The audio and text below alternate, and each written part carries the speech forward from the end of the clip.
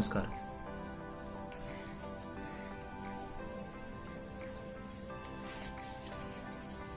जैसे आज हम लोग पढ़ेंगे गॉस लॉ। ठीक है, गॉसिस लॉ।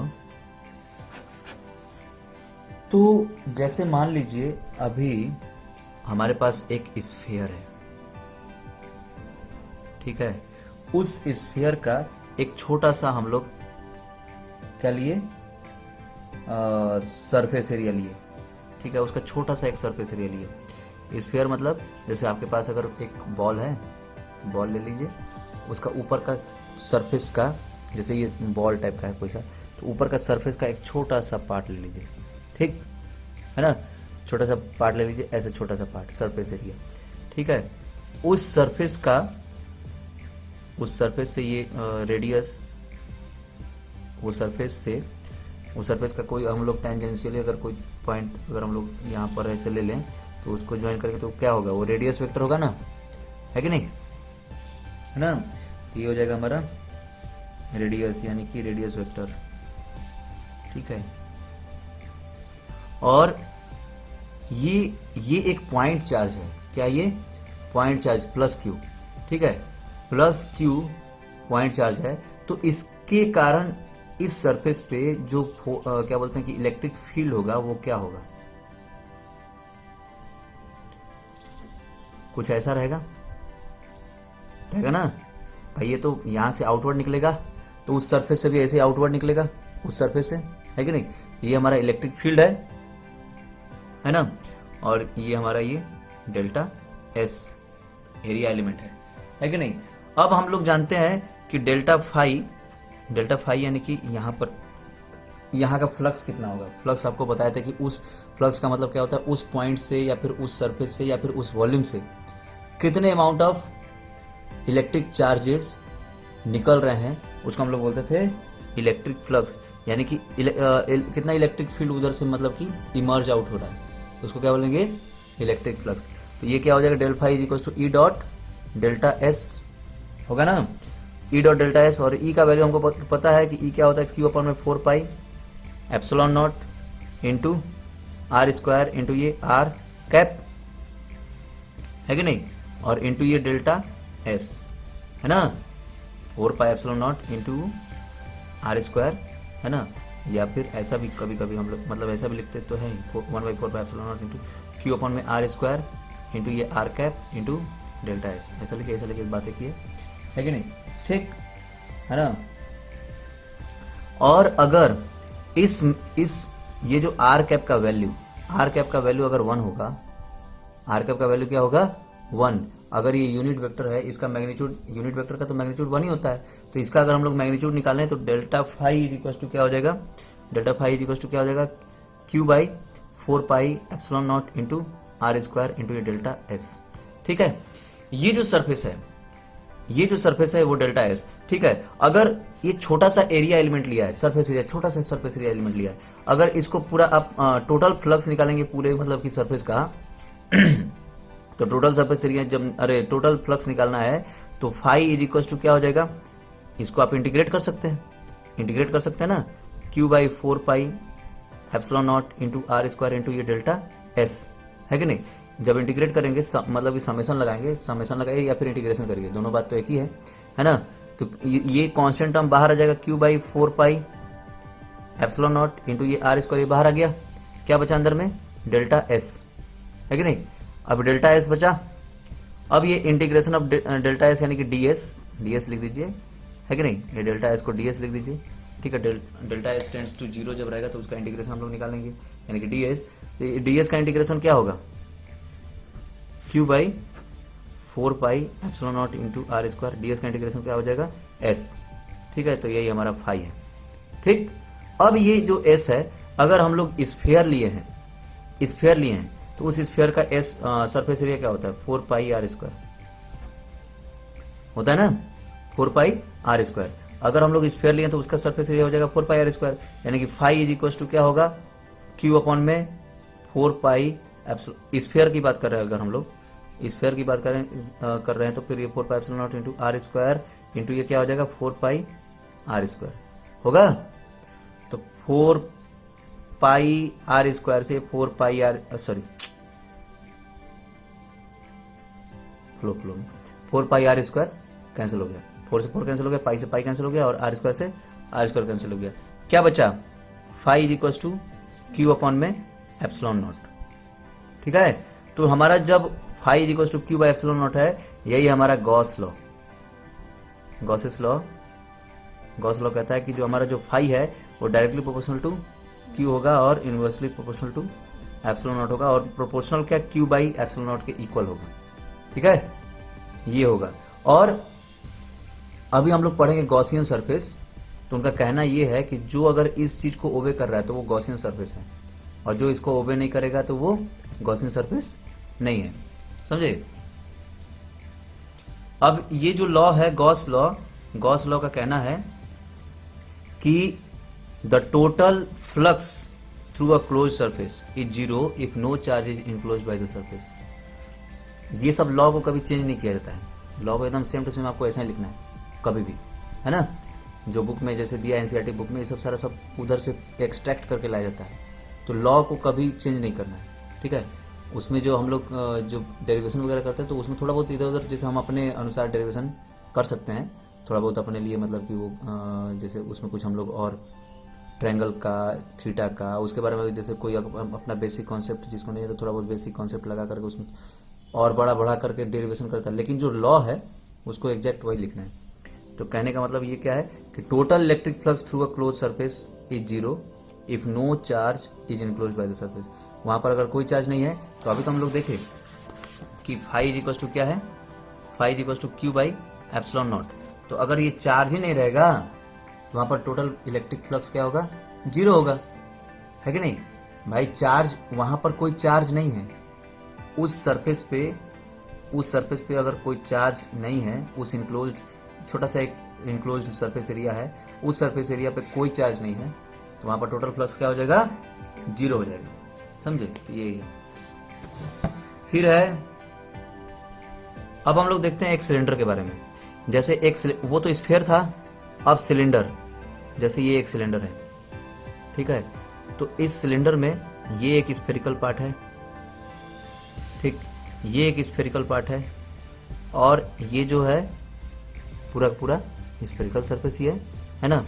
तो ये जो है तो ये प्लेन, और यहां पर एक यूनिफॉर्म इलेक्ट्रिक फील्ड है, ये ई, ठीक। ये जो ई इलेक्ट्रिक फील्ड है ये हमारा हो गया फर्स्ट पार्ट, और ये हो गया सेकंड पार्ट, और ये यहां से यहां तक ये हो गया हमारा थर्ड पार्ट, ठीक है। तो यहां पर इसके ऊपर जो परपेंडिकुलर होगा क्या होगा, अब मतलब कि यहां इसका total electric flux phi is equal to phi one के कारण वन पे जो इलेक्ट्रिक फ्लक्स होगा वो, प्लस ये फाई टू, प्लस ये वाला फाई थ्री, है कि नहीं। हमारे पास 3 सरफेस है ना भाई, सिलेंडर में कितने सरफेस हैं, 3 सरफेस हैं। जैसे ये एक सिलेंडर है तो इसके 3 सरफेस हैं, एक ये हो गया, ठीक है, स्फेरिकल है, तो ये प्लेन सरफेस है ना, लेकिन ये क्या बोलते हैं, सर्कुलर है, और ये भी सर्कुलर, ठीक है, और ये स्फेरिकल है कि नहीं, ऐसे टाइप का स्फेरिकल टाइप का है। तो ये 3 सरफेस हो गया, तो ये total phi is equal to phi one plus phi two plus phi three, है ना, phi one plus phi two plus phi three हो जाएगा। तो और ये इसका जो वो होगा, क्या बोलते हैं, इसका जो फ्लक्स होगा, इसको बोलेंगे फाई वन। फर्स्ट वाला सरफेस का ये फाई वन है कि नहीं, और ये सेकंड वाला सरफेस का ये फाई टू है, और ये तीसरे वाला सरफेस का फाई थ्री है। अच्छा, अब यहां पर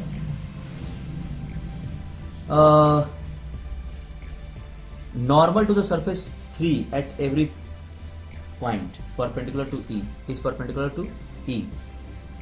हर एक पॉइंट पे, जैसे हर एक पॉइंट पे हमारा ई इधर जा रहा है, ठीक है, हर एक पॉइंट पे कोई सा भी पॉइंट ले लेंगे, इसके ऊपर जो नॉर्मल होगा इसके क्या होगा, परपेंडिकुलर रहेगा ना, ठीक है। इलेक्ट्रिक फील्ड ऐसे जा रहा है, इधर ले लीजिए तो, इधर ले लीजिए तो, इधर ले लीजिए तो, इसके ऊपर नॉर्मल जो रहेगा वो क्या होगा, इलेक्ट्रिक फील्ड के परपेंडिकुलर होगा। जब वहां परपेंडिकुलर होगा तो वहां पे फाई जो है फाई 3 जीरो हो जाएगा, क्योंकि हम लोग देखें ई डॉट डेल्टा एस है ना, फाई इक्वल टू क्या होता है, अभी फाई 3 बात कर रहे हैं तो phi 3 equal to E dot delta S, यानी कि delta S of 3, delta S 3। अब ई डॉट डेल्टा एस होता है यानी कि E into delta S cos cos cos, यहाँ पर ये थीटा, तो यहाँ पे थीटा जो है 90 डिग्री है, यहाँ का थीटा कितना है 90 डिग्री, तो क्या हो जाएगा ई dot delta S 3 into cos 90, cos 90 का वैल्यू यहाँ पर 90 रख देंगे अगर, तो कॉस 90 का वैल्यू क्या होता है 0 होता है, तो इसलिए जो हमारा फाई 3 है वो क्या हो जाएगा 0 हो जाएगा। अब बचा क्या, फाई 1 बचा और फाई 2 बचा, यानी कि अब phi is equal to phi 1 plus phi 2 हो जाएगा, होगा, क्योंकि फाई 3 तो 0 हो गया है, ये तो 0 हो गया, तो इसलिए इसको हटा देंगे। अब बचा फाई 1 प्लस फाई 2। अब फाई 1 प्लस फाई 2 जो बचा, अब इसमें एक चीज और, जैसे इसके ऊपर जो नॉर्मल है, इसके ऊपर जो नॉर्मल है परपेंडिकुलर, इस सरफेस पे जो परपेंडिकुलर है वो अलोंग ई डायरेक्शन है, और इस सरफेस पे जो परपेंडिकुलर है वो अलोंग मतलब माइनस ई डायरेक्शन है, ठीक है, इसका डायरेक्शन माइनस ई की तरफ है और इसका डायरेक्शन ई की तरफ है।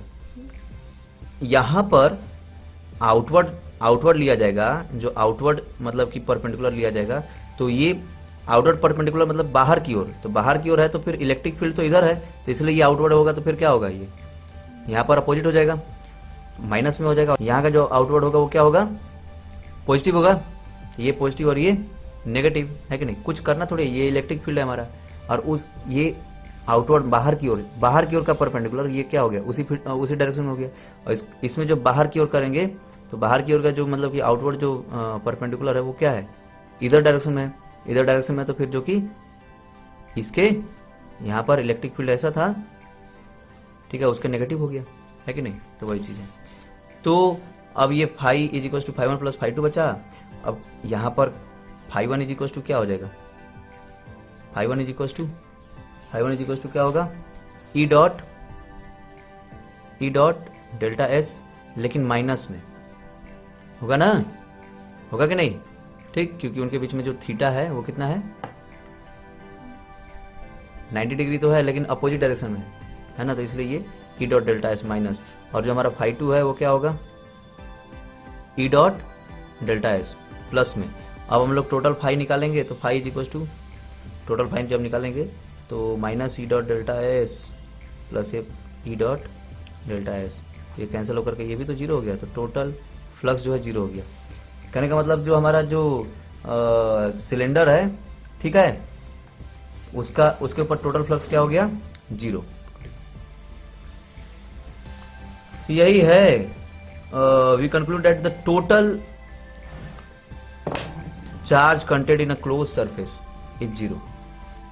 इसका मतलब यही हुआ ना कि अभी हम लोग जब ये देखे कि गॉस लॉ क्या कहते हैं कि phi is equal to Q upon में epsilon naught, Q by epsilon naught, और हम लोग का जो ये जो अभी का जो ये था सिलेंडर जो था, ठीक है, सिलेंडर था, तो इस सिलेंडर से इस सिलेंडर के मतलब कि इस सिलेंडर के बाहर का हम लोग फ्लक्स निकाले, बाहर का फ्लक्स निकाले, तो फाई इज इक्वल टू 0 है, ठीक है, 0 आया ना, तो 0 आने का मतलब क्या हुआ कि total charge content in the close system surface is 0।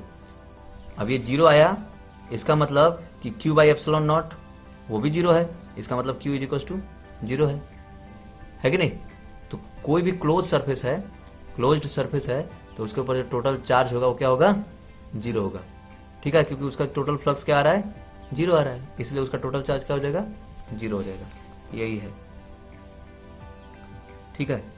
तो अब इसका सिग्निफिकेंस है कि simple cases we have consider, ठीक है, गॉस लॉ इज ट्रू है, पूरा ही 0 हो गया ना, phi 1 plus phi 2 plus phi 3 तीनों मिलाकर के 0 हो गया, क्या बोलिए बोलिए बोलिए। अच्छा एक चीज यहाँ पर आपका डाउट था ना, phi one is equal to ये जीरो हो जाएगा, इसके बीच में जो एंगल है ना वो 180 बन रहा है। अरे भाई ये ई इधर है और ये इधर है, तो दोनों के बीच में 180 डिग्री एंगल बनेगा ना, ये 180 डिग्री बन रहा है। तो और यहाँ पर 0 डिग्री बन रहा है, ठीक है। तो सेकंड वाले पॉइंट पे जो है 0 डिग्री बन रहा है और फर्स्ट वाले पॉइंट पे जो है 180 डिग्री बन रहा है। इसलिए क्या आया है, ये minus E into delta S, क्योंकि कॉस 180 का वैल्यू क्या होता है, -1 होता है ना, और कॉस 0 का वैल्यू क्या होता है, 1 होता है। तो इसलिए ये ई डॉट डेल्टा एस और ये क्या हो जाएगा, minus E dot delta S, है ना। आप लिख सकते हैं इसके पहले आप, है ना, phi one is equal to यहाँ पर लिख देंगे E dot delta S into cos 180 और ये कॉस 0, तो ये क्या हो जाएगा, phi one is equal to E dot delta S minus, क्योंकि ये कॉस 180 का वैल्यू -1 होता है, तो minus E dot delta S, E dot delta S, है कि नहीं। और ये phi two is equal to हो जाएगा ई डॉट डेल्टा एस, है ना। कॉस 0 का वैल्यू 1, अब प्लस किया तो 0 है कि नहीं, यही है। तो इसका अब गॉस लॉ का ये एप्लीकेशन है, जैसे Gauss law is true for any close surface no matter what its shape is और साइज इज, सारे सबके लिए मतलब क्या रहेगा, ट्रू रहेगा, कोई सा भी सरफेस के लिए, ठीक है। दूसरा है term Q on the right side of Gauss law include sum of all charges in, अब क्यू जो है सम ऑफ ऑल चार्जेस है।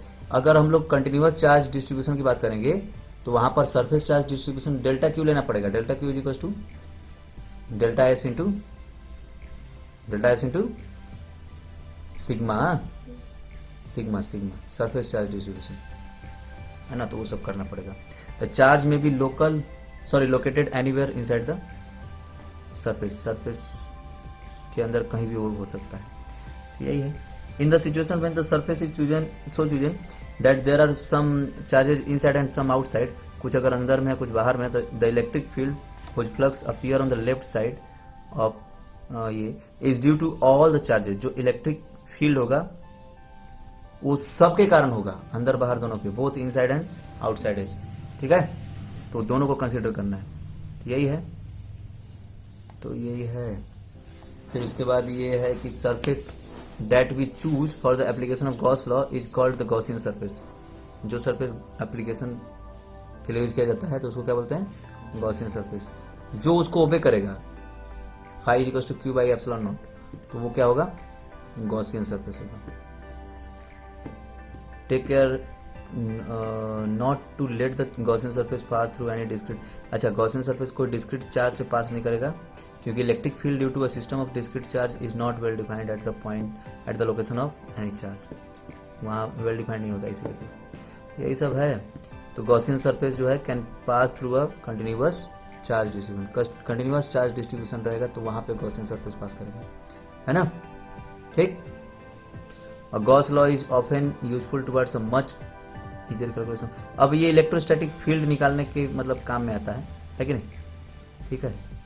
कोई अगर उसमें सिमेट्री है, सिमेट्री करने का मतलब कि अगर सिलेंड्रिकल है कि कैसा है, अगर वो सब दिया हुआ है, ठीक है, तो उससे फिर हम लोग गॉस लॉ से क्या कर सकते हैं, इलेक्ट्रिक फील्ड निकाल सकते हैं। और Gauss law is based on the inverse square dependence on the distance content in the Coulomb's law, any violation of Gauss's law will indicate departure from the, मतलब कि अगर आप गॉस लॉ को अगर आप वैलिड कर रहे हैं, इसका मतलब कि आप कूलम्स लॉ को भी वैलिड कर रहे हैं, क्योंकि गॉस लॉ जो है उसी के ऊपर डिपेंडेंट है भाई। जो फाई का जो वैल्यू आया वो क्या है, ई डॉट डेल्टा एस, तो ई तो हम लोग वो कूलम्स लॉ से लाए थे ना, ई का वैल्यू तो कूलम्स लॉ से लाए थे, बस ये डेल्टा एस का वैल्यू हमको जो मैथमेटिकल जो ऑपरेशन करते हैं उसके अनुसार किए, है कि नहीं, इंटीग्रेट करके। लेकिन ई नहीं रहेगा तो फिर डेल्टा एस का भी कोई मतलब थोड़ी है ना। तो यही चीज है। अब है एग्जांपल नंबर 1.11,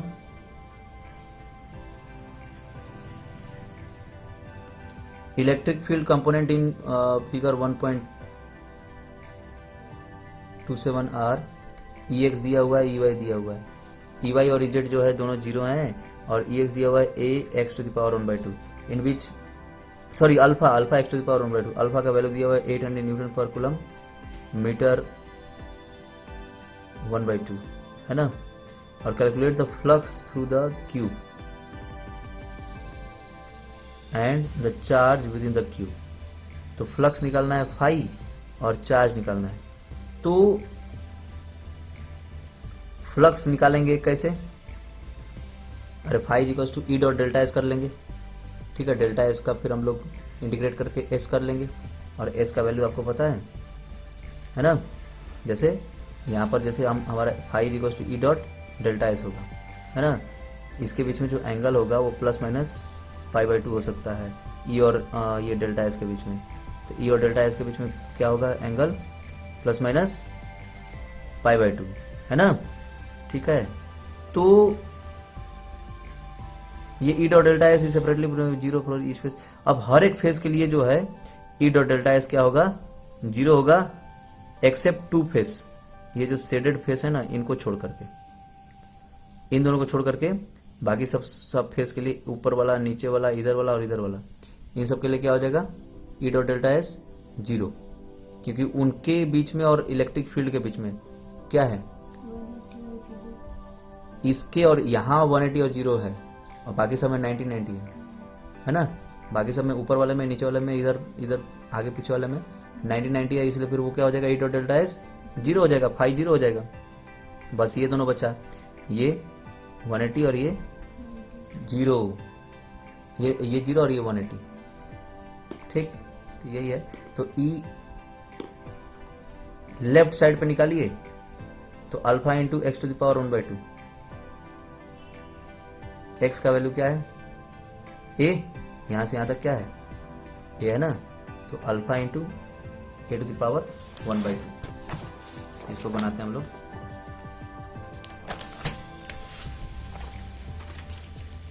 ओके, यहां पर डायग्राम देखिए, ये डायग्राम है। यहां से यहां तक का डिस्टेंस कितना है? ए है, और यहां से यहां तक का डिस्टेंस कितना होगा? ए प्लस ए, यानी कि 2a हो जाएगा ना जी। तो ये लेफ्ट साइड पे हमारा इलेक्ट्रिक फील्ड क्या हो जाएगा? लेफ्ट वाले साइड पे E L is equal to उसका ई का वैल्यू दिया हुआ है, E X is equal to alpha into x to the power 1/2, ये दिया है। तो हमारा जो ई एल होगा, लेफ्ट वाला साइड जो है ए डिस्टेंस पर है, तो क्या हो जाएगा? अल्फा इंटू एक्स का क्या हो जाएगा? ए टू द पावर 1/2, ये लेफ्ट साइड पे हो गया। फिर उसी तरह जो है राइट साइड पे निकालना है, तो राइट साइड पे निकाल लीजिए। E R is equal to क्या हो जाएगा? Alpha into 2a to the power 1/2, है ना, ठीक। अब ये हमारा टोटल फ्लक्स क्या होगा? टोटल फ्लक्स क्या होगा? E L phi corresponding phi is equal to, मतलब कि ये तो हमारा ये इलेक्ट्रिक फील्ड निकाले हैं ना हम लोग अभी, ये इलेक्ट्रिक फील्ड निकाले। अब हमारा फ्लक्स निकालना है, तो फ्लक्स निकालेंगे तो क्या होगा? Flux is equal to E dot delta S, है ना। अब ये ई डॉट डेल्टा एस है, तो हम लोग अगर फाई एल निकालना चाहें तो E L dot delta S into उनके बीच में कॉस कितना है? कॉस थीटा, ठीक है, कॉस थीटा। ये क्या हो जाएगा? ई एल का वैल्यू क्या है? Alpha into A to the power 1/2 into ये कॉस, अच्छा डेल्टा एस का वैल्यू क्या होगा? डेल्टा एस का वैल्यू क्या होगा? अरे भाई ए स्क्वायर होगा ना। डेल्टा एस का वैल्यू क्या हो जाएगा? ए स्क्वायर इंटू ये कॉस थीटा क्या हो जाएगा? कॉस थीटा का वैल्यू -1, तो ये हो जाएगा हमारा minus alpha into A to the power 1/2 into ये ए स्क्वायर, यानी कि minus alpha into A to the power 2 plus 1/2 5/2 हो गया, ठीक है। उसी तरह फाई आर निकाल लीजिए। फाई आर भी सेम टू सेम ऐसा ही आएगा,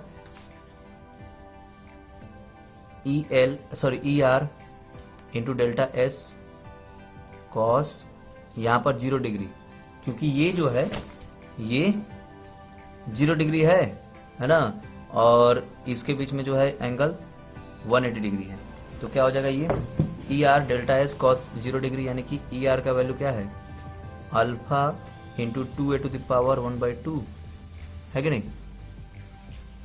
और इंटू डेल्टा एस का वैल्यू क्या है? डेल्टा एस क्या हो जाएगा? ए स्क्वायर इंटू कॉस 0 1, ठीक है, cos 01 यानी कि ये हो गया alpha into root under 2 into A to the power 1/2 into ये ए स्क्वायर, यानी कि ये क्या हो गया alpha into root 2 alpha A to the power 5/2, है कि नहीं? ठीक है, तो अब क्या होगा, अच्छा ये जो होगा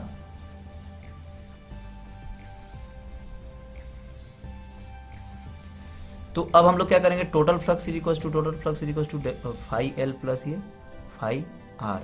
तो फाई एल क्या है, minus alpha into A to the power 5/2 plus phi R क्या है, root 2 into alpha into A to the power 5/2, यानी कि क्या हो जाएगा,